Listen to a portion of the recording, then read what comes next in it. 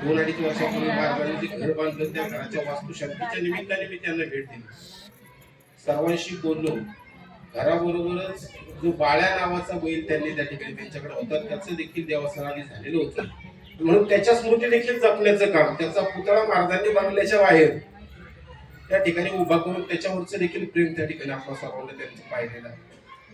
असे महाराज खरं तर परिवाराचा आधारवड होते, परंतु जन्मजया मृत्यूतया दोष ना कुणाचा युक्तीप्रमाणे त्यांचं देहावसान झालेलं आहे. अधिक बोलणे या ठिकाणी उचित ठरणार नाही.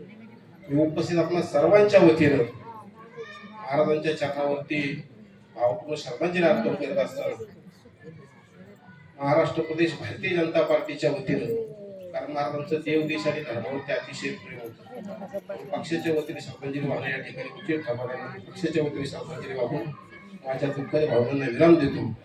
यानंतर उपस्थित खरं तर अनेक मान्यवर आहेत, परंतु सर्वांची दिलगिरी व्यक्त करतो. सर्वांचा नावाने सर्वांची श्रद्धांजली प्राप्त झाली. यानंतर केवळ कात्रज दूध संघाचे चेअरमन बाळासाहेब नेवाळे आणि त्यानंतर सर्वांच्या वतीने सामुदायिक श्रद्धांजली हरिभक्तपरायण